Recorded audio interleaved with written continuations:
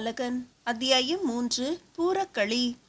போர் வீரர்களும் ரதங்களும் களிறுகளுமாக சூழ்ந்திருந்த அந்த பாசறையில் வீரர்களின் ஆரவாரங்கள் பலமாக ஒலித்து கொண்டிருந்தன.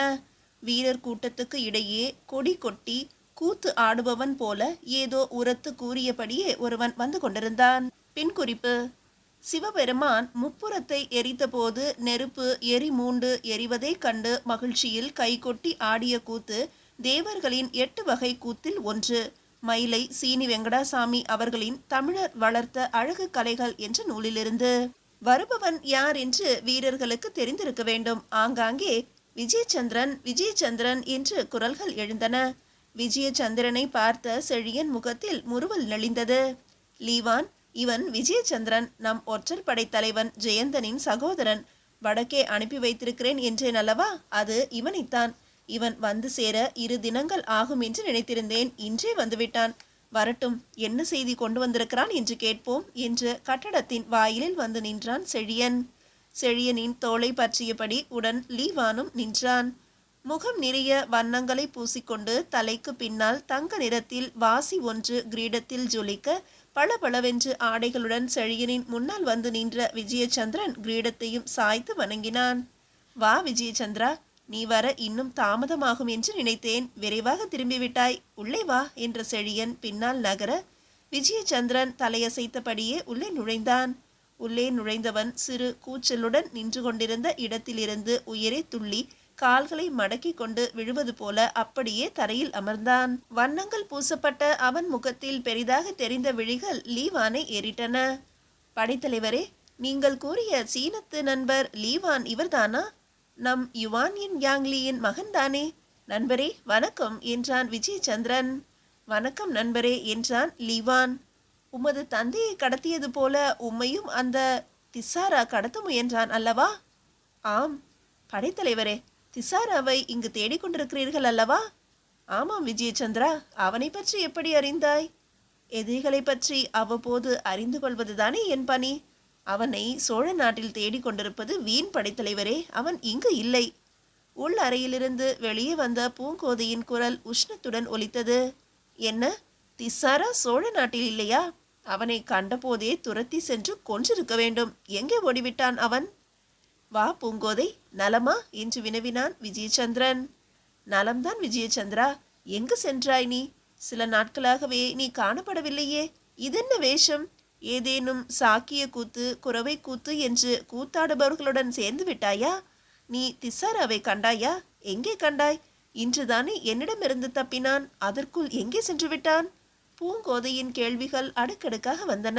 விஜயச்சந்திரன் 2 கரங்களையும் உயர்த்தி நகைத்தபடி, போதும் போதும் பூங்கோதை, உன் கேள்வி ஞானம் அதிகம் என்பது தெரியும். வழக்கம் போல கேள்விகளை அடுக்காதே, ஒவ்வொன்றாக கேள்.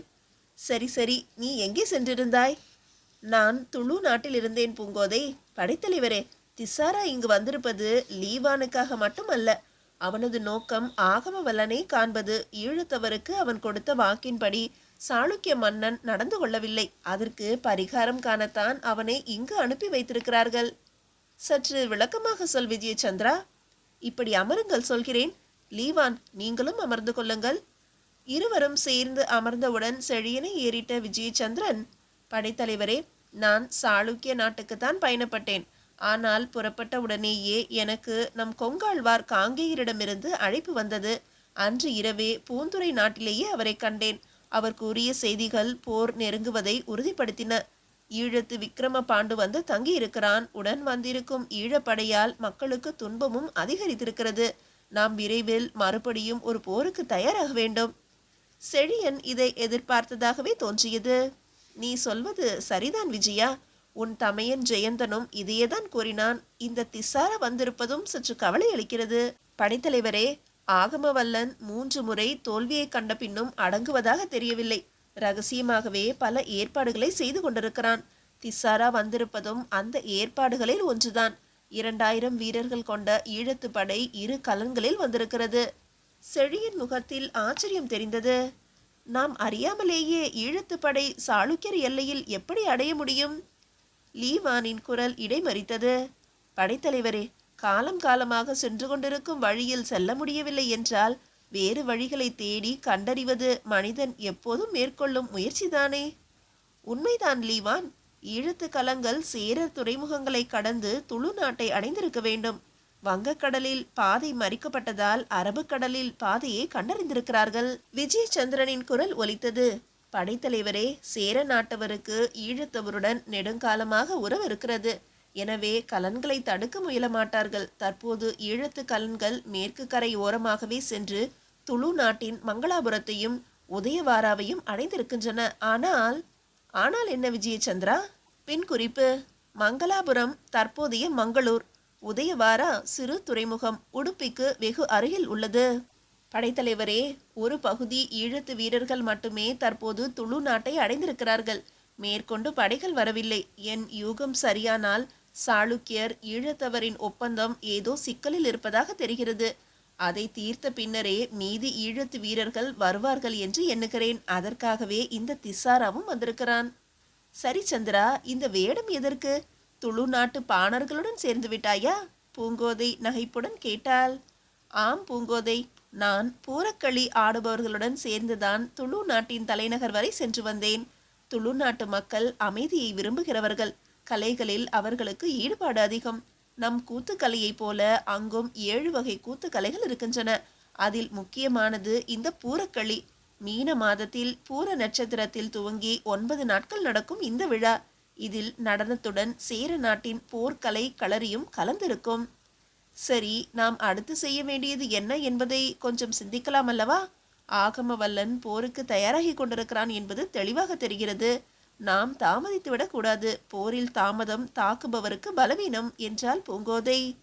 ஒரு கணமே சிந்தித்த செழியன், நாம் இப்போதே சென்று உத்தம சோழ பல்லவரையரை கண்டு வர வேண்டும்.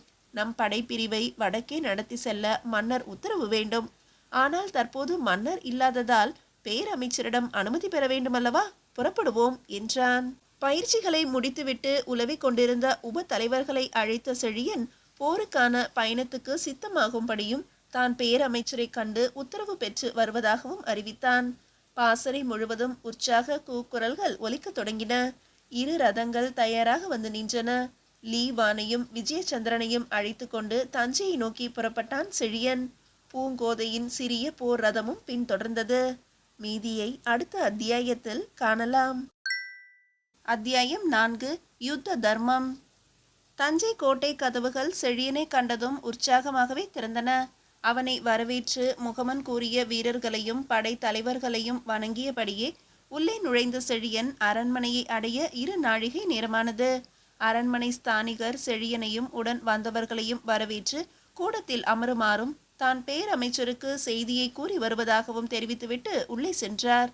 இருக்கையில் அமர்ந்து அந்த பெரும் கூடத்தை சுற்றிலும் விழிகளை ஓட்டிய லீவானின் முகத்தில் பிரமிப்பு படர்ந்தது. இருக்கைகளின் மீதும் சாளரங்களிலும் வாயில்களிலும் தொங்கவிடப்பட்டிருந்த சீலைகள் அவனது சீனத்திலிருந்து வரவழைக்கப்பட்ட மிக மெல்லிய ஆனால் நெடுநாட்களுக்கு வர்ணம் மாறாமல் இருக்கும் உயர்ந்த வகையை சேர்ந்தது என்பது பார்த்தவுடன் புரிந்தது அவனுக்கு. அவற்றில் வரையப்பட்டிருந்த புலி சின்னம் காற்றில் அசைந்து அசைந்து கூடத்தை சுற்றிலும் பல வேங்கைகள் நடமாடுவது போல தோன்றின. சுவர்களில் தீட்டப்பட்டிருந்த போர்க்காட்சிகளும் ஓரங்களில் ஆள் உயரத்துக்கு நின்ற அழகிய பாவை விளக்குகளும் ஆங்காங்கே சுவரில் தொங்கவிடப்பட்டிருந்த விதவிதமான வாட்களும் கேடயங்களும் பெரும் ஈட்டிகளும் அவன் பிரமிப்பை உயர்த்தின.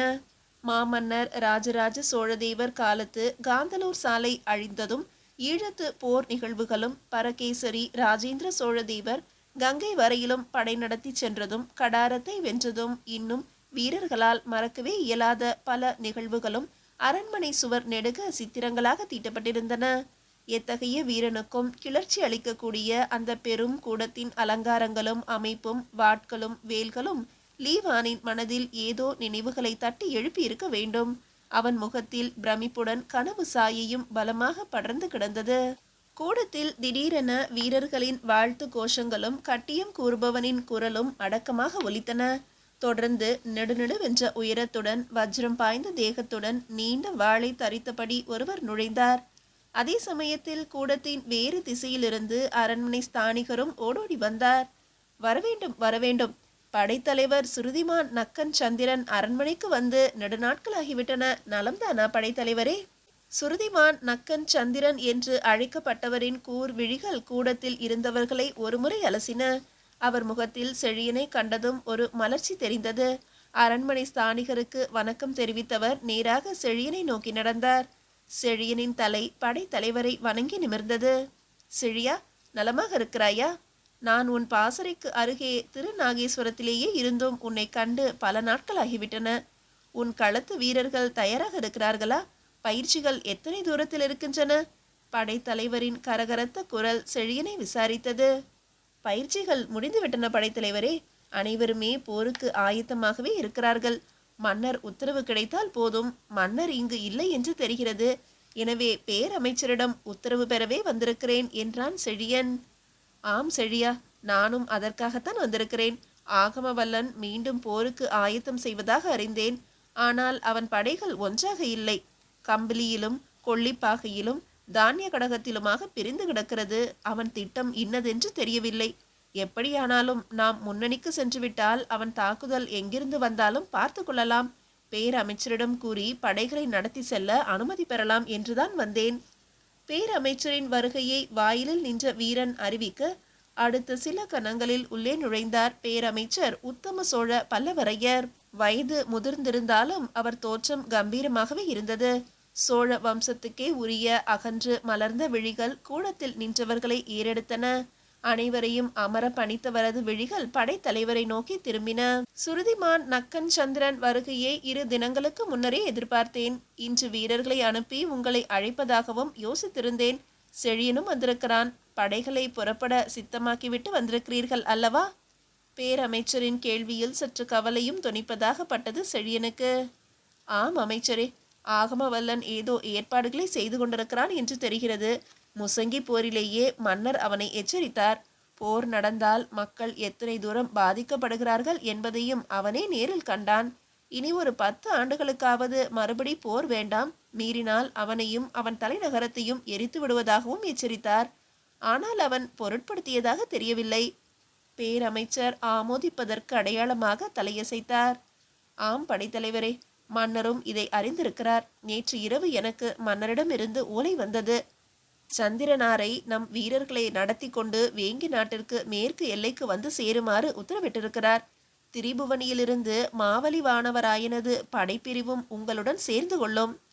படைத்தலைவர் முகத்தில் சந்துஷ்டி தெரிந்தது. இதற்காகத்தான் காத்திருந்தேன் அமைச்சரே. இம்முறை அவனுக்கு சரியான பாடம் கற்பிக்க வேண்டும். ஆனால் தங்கள் முகத்தில் ஏதோ கவலை தென்படுவதாக தோன்றுகிறது. ஆம், சற்று கவலை அளிக்கக்கூடிய செய்திதான். ஆகமவல்லனும் அவன் சிற்றரசுகளும் மீண்டும் தமிழ் மக்களையும் வணிகர்களையும் ஆலயங்களுக்கு செல்லும் யாத்ரீகர்களையும் கூட துன்புறுத்த தொடங்கிவிட்டார்கள். சிலரை கொன்றும் இருக்கிறார்கள். சந்தேகம் என்று வந்துவிட்டால் எந்த விசாரணையும் இன்றி உடன் இருப்பவர்களையும் சேர்த்து கொன்று விடுகிறார்கள். போர் நடக்கும் முன்பாகவே மக்கள் துன்பத்தை அனுபவிக்க தொடங்கிவிட்டார்கள். எந்த யுத்த தர்மத்தையும் அவன் மதிப்பதாக தெரியவில்லை. இதில் ஈழத்தவர்கள் வேறு இணைய போகிறார்கள் என்று தெரிகிறது. படைத்தலைவர் சந்திரனரது பற்கள் நரநரவென்று அறைப்பட்டன. குரலிலும் வேகம் தொனித்தது. பேரமைச்சரே, அனுமதி வழங்குங்கள். நம் வீரர்களுடன் இன்றே புறப்பட்டு செல்கிறோம். போருக்கு முன்னதாக எந்தெந்த பகுதிகளில் அநீதி நிகழ்கிறதோ முதலில் அங்கு சென்று நம் மக்களை காப்பாற்றி தமிழகத்துக்கு திரும்பி வர உதவுகிறோம். தாங்கள் கவலைப்பட வேண்டாம் அமைச்சரே. சரி சந்திரனாரே, தாங்கள் கூறியபடியே செய்துவிடுங்கள் என்றவர் விழிகளில் இன்னும் சிந்தனை தெரிந்தது. சிந்தனையினூடே பேரமைச்சரின் விழிகள் லீவானின் மீது திரும்பின. அவர் முகத்தில் ஒரு முறுவலும் நெளிய தொடங்கியது. லீவான், உன் தாயார் மறைந்தது பற்றி வருந்துகிறேன். உன் தந்தை ஈழத்து போரில் மன்னருக்கு உறுதுணையாக இருந்தார். உன் தாயாரை பற்றிய செய்தியை கேட்ட பின்பு எவ்வளவு வற்புறுத்தியும் போரை விட்டு விலகவும் மறுத்து இறுதி காலத்தில் தம் உடன் பிறந்தாருடனும் உற்றாருடனும் இருப்பதே தமக்கு மகிழ்ச்சி என்று உன் தாயார் வேண்டியதாக கூறினார். சரி, உன் உத்தேசம் என்ன என்பதை கூறு. லீவானின் சிறு விழிகள் பேரமைச்சரை ஏறிட்டன. அவன் குரலும் தெளிவாக ஒலித்தது. பேரமைச்சரே, சீனத்தில் அரசர் சின்சாங்கின் மறைவுக்கு பின்னர் மகாராணி டவுகர் லியோவின் ஆட்சிதான் நடக்கிறது. மறைந்த மன்னரின் வாரிசுகள் அனைவரையும் அழித்து விடும்படி மகாராணியின் உத்தரவு. எனவே தந்தையார் சீனத்துக்கு செல்வது அபாயம். சீனத்தில் அரியணை போட்டி ஏற்படுவதற்கு வெகு காலம் முன்னரே சோழ நாட்டை தம் தாய்நாடாக அவர் ஏற்றுக்கொண்டதாக பலமுறை என்னிடம் கூறியிருக்கிறார். நானும் அப்படித்தான். நான் இங்கேயேதான் பிறந்தும் வளர்ந்தேன். செழியனுடனான நட்பு என் குழந்தை பருவத்திலிருந்தே ஏற்பட்டது. நான் அவனுக்கு துணையாக என்றும் இருப்பேன். தந்தையை காண வேண்டும் என்பதே இப்போதைக்கு என் நோக்கம். பேரமைச்சரின் முகத்தில் மகிழ்ச்சி தெரிந்தது. மகிழ்ச்சி லீவான். நீயும் செழியனுடன் சேர்ந்து ஈழத்தவரை கண்காணிக்கும் பொறுப்பை ஏற்றுக்கொள். போர் தொடங்கும் முன்பாக உன் தந்தையை காணலாம் என்றவர் செழியனை நோக்கி திரும்பினார். செழியா, நம் வீரர்களுடன் துளு நாட்டின் எல்லைக்கு செல். ஈழத்து படைகள் அங்கிருந்து ஆகமவல்லனுக்கு உதவும் நோக்கமிருந்தால் எச்சரித்து திரும்பி சென்று விடுமாறு கூறு. மறுத்து போரில் கலந்து கொள்ளும் உத்தேசம் இருந்தால் நீ என்ன செய்ய வேண்டும் என்று எண்ணுகிறாயோ அப்படியே செய்துவிடு. வேண்டுமானால் லீவானை முன்னதாக அனுப்பிவை. நிலைமையை கண்டறிந்து கொண்டு அவன் தந்தையை காண செல்லட்டும். உத்தரவு அமைச்சரே என்று வணங்கிய செழியனின் முகத்தில் ஆனந்தம் தெரிந்தது. பேரமைச்சரின் முகத்தில் சற்று மகிழ்வு தெரிந்தாலும் அவரது அகன்ற நெற்றியில் தெரிந்த கோடுகள் மறையவே இல்லை. பேரமைச்சரின் கவலைக்கு காரணம் இருக்கவே செய்தது. அவர் கரத்தில் ஓலையொன்று முளைத்தது. அதை படைத்தலைவரிடம் நீட்டியவர், சற்று இதை பாருங்கள் படைத்தலைவரே என்றார். ஓலையின் மீது விழிகளை ஓட்டிய படைத்தலைவரின் முகத்தில் அனல் வீச தொடங்கியது. அத்தனை துணிவா இந்த ஆகமவல்லனுக்கு? அழியும் காலம் நெருங்கிவிட்டதடா அவனுக்கு. படைத்தலைவரது பற்கள் நரநரவென்றும் அரைபடும் ஓசை பெரிதாகவே கேட்டது. மீதியை அடுத்த அத்தியாயத்தில் காணலாம்.